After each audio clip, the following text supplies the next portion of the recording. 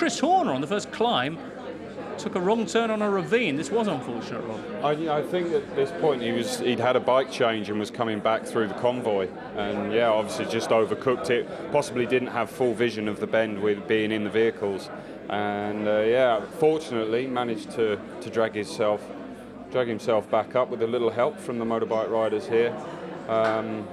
Got himself back on the road. It took a long while to come back up. I was wondering if he was lying down there thinking, I hope he didn't see me. I'm just going to stay here.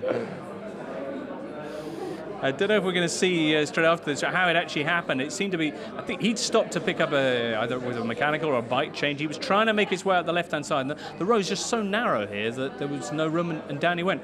Is it almost better to go down on a slope like this than when it's flat next to the road?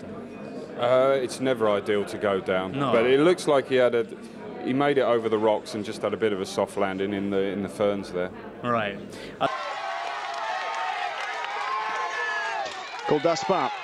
Straight away onto the Col d'Aspin. There is no respite between the Col d'Aspin and the Tourmalet. This is the reason that George Hincapie was held up, has fallen on the left-hand side. See everything ripped to pieces. And is now back with this group with Simone Stortoni. He's a tough guy.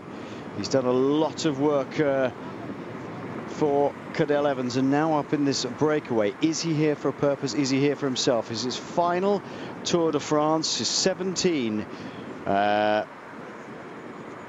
editions he's already done, and he'd love to go out with a win, if nothing else. Quite a heavy fall, I think, for George Hincapie on that left-hand side, Sean, because he's smacked about a bit. Yes, well, it would have to be because of very, very fast descent, and it's possible, a high-speed one, as we can see. The jersey pretty badly. Of course, he's getting some dressing on the left shoulder.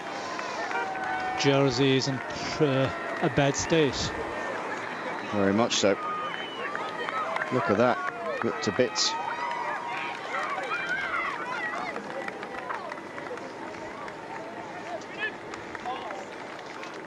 And this is how the medical team deal with this on the move in the breakaway. The medical car not with them. This is the medical assistance bike. Well, the Liquigas duo of Nibali and Basso up the pace towards the top of the Col d'Aspin, and we thought perhaps something was afoot.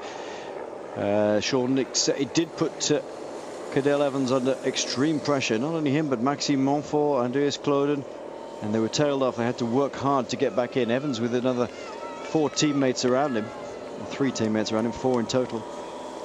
But Sky haven't been troubled yet so far. Wiggins just ahead of Vincenzo Nibali. Making the pace, and what is the tactic here of... No, Evans. This is Evans out of the back of the group. Cadel Evans has not the legs today.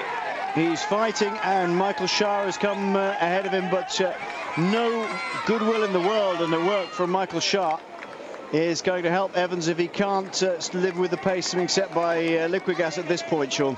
No, it's that is what was the question I was going to put forward. Who's going to, from the general classifications, are some of the riders going to get into difficulty with that little bit off a pace by Liquigas? And it's Cadel Evans. Evans, who's sliding off the back here, started the day at 3 minutes and 19 seconds. He would love to put up a fight, but he's putting up his own personal battle to try and hang in there. And Leipheimer is just about going past him now. Basso looks over his shoulder with Nibali in the wheel. Michael Rogers from Sky in 3rd spot, and then Bradley Wiggins here in the yellow jersey. Behind him, Richie Porte, who still has the ability. Take the yellow jersey, take the mountain jersey, take the stage victory. He's not riding for a place in the general classification, so there's no need really to push that big time. Nibali's gone. I knew he would, Sean. I just had that feeling. He was sitting behind Chris Froome and Bradley Wiggins and just playing with those gears and composing himself, and he's gone again. Oh, he's going to go over the top of the Perisord. He's fighting to get up there first, and he's pulling a gap. Vincenzo Nibali's pulling a little gap, and this time it's Bradley Wiggins who has to fight. It's all about the descent now. Oh, this is great riding by Wiggins. Look at the way he's bringing him back. Nibali puts some big attack in and wants to get over the top of this first. But that's brilliant riding by the Englishman. Is he going to go past him and over the top first? No, he's just going to sit on his wheel. Wait for it, wait for it, wait. He might go. Nibali looks behind him. He's tried once again. I would not be at all surprised if Wiggins now goes past him if he can and gets into the descent first. He's going to sit and sit and sit until this very last minute and then go for it.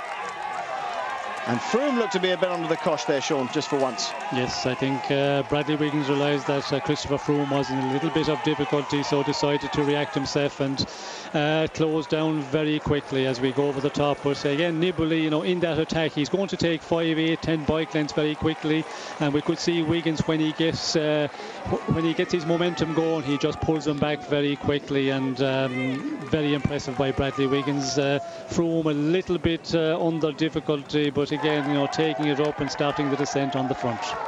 Well, he takes the front on the descent. That's a very bold move by Christopher Froome against Vincenzo Nibali.